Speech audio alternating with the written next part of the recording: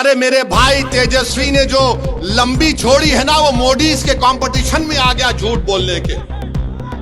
मोदी ने कहा था 15 लाख देंगे, 15 लाख मिले। मोदी ने कहा था 1 करोड़ नौकरी दिया जाएगा, मिला। तो तेजस्वी ने कहा कि मोदी से ज्यादा जाऊंगा। आपको मालूम बिहार का कास्ट सेंसस में बिहार में जी कितना घर है? 2,45,000 के 2,45,00,000 घर है।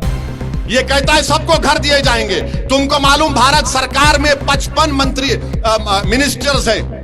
कितने नौकर भारत सरकार में काम करते हैं आपको मालूम?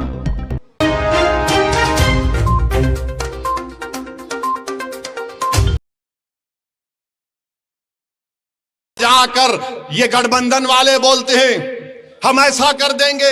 अरे मेरे भाई तेजस्वी ने जो लंबी छोड़ी है ना, वो मोदी के कंपटीशन में आ गया झूठ बोलने के। मोदी ने कहा था 15 लाख देंगे, 15 लाख मिले। मोदी ने कहा था 1 करोड़ नौकरी दिया जाएगा, मिला। तो तेजस्वी ने कहा कि मोदी से ज्यादा जाऊंगा। आपको मालूम बिहार का कास्ट सेंसस में बिहार में जी कितना घर है? 2,45,000 के 2,45,00,000 घर है।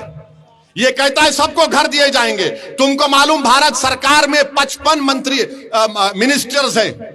कितने नौकर भारत सरकार में काम करते हैं आपको मालूम? कितने? एक अंदाजा लगाओ। पूरे भारत के सरकार में, भारत की सरकार में 30 लाख लोग काम करते हैं। कितना? 30 लाख। तेजस्वी बोल रहा है कि 2,75,00,000 घर जो है उनको सबको नौकरी दूंगा। अब आप सोचिए, बिहार की जनता, सीमांचल की जनता इतनी भोली नहीं है कि तुम आकर लंबा छोड़ दो और वो कबूल कर ले। अच्छा, आपको मालूम, अगर चलिए मान लिए कोई यहां से उठ के बोलेगा ओवैसी तुम्हारे को क्या तकलीफ हो रही है, देगा वो? अच्छा देगा ना, कितना पैसा लगेगा? अभी अगर वो 2,75,00,000 लोगों को नौकरी देगा तो कम से कम 25,000 तो देना पड़ेगा ना, 25,000।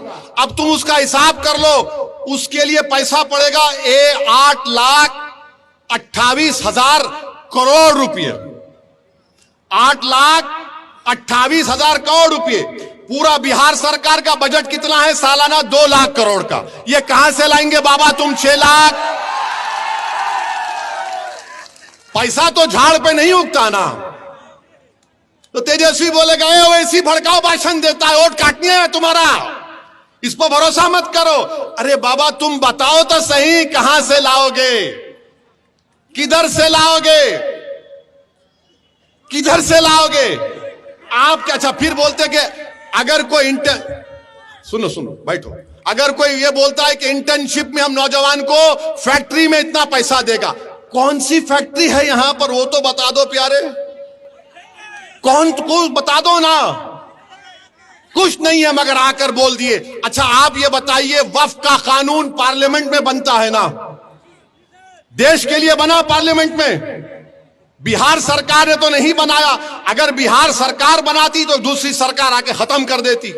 मैं कह रहा हूं कि वक्फ का कानून काला कानून है। ये कह रहे हैं कि हम आएंगे तो कानून को बंद कर देंगे। कैसा बंद करेंगे?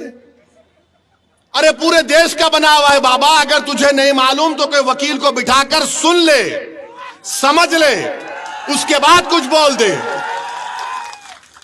और फिर आप इस तरह की बात करके चले जाते हैं।